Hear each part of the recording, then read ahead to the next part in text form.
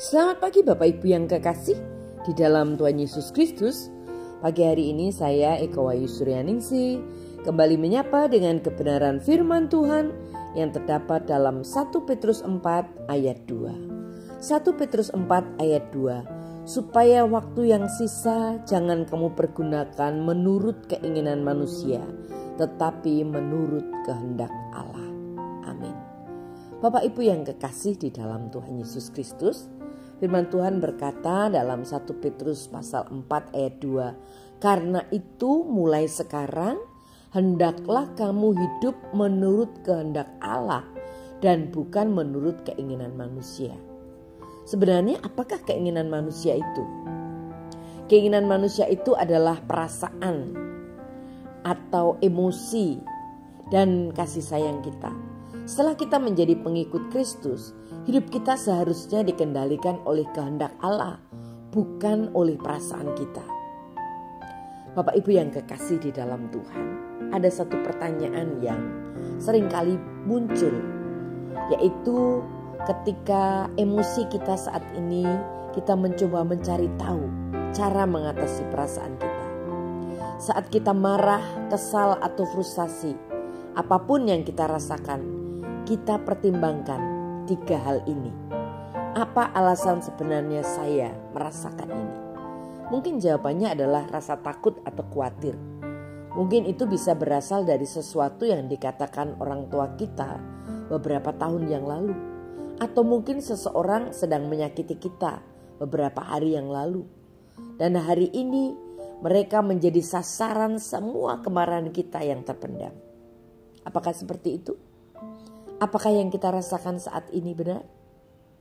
Ada satu bagian dalam Alkitab di mana Elia menjadi begitu putus asa sehingga ia pergi dan mengeluh kepada Tuhan. Tuhan, saya satu-satunya orang di seluruh bangsa Israel yang masih melayani Engkau. Dan Tuhan menantangnya. Pada dasarnya berkata, apakah kamu bercanda? Aku punya banyak orang yang masih melayani aku. Kamu bertindak seolah-olah kamu satu-satunya orang yang mencoba melakukan hal yang benar di seluruh dunia. Itu tidak benar. Bapak Ibu yang kekasih di dalam Tuhan, apakah yang kita rasakan ini membantu atau merugikan kita? Itu pertanyaan kedua. Apakah kita akan mendapatkan apa yang kita inginkan dengan terus merasa seperti ini? Banyak perasaan yang kita miliki sepertinya alami, tetapi sebenarnya perasaan itu merugikan diri sendiri. Misalnya kita pergi ke restoran dan layanan sangat lambat.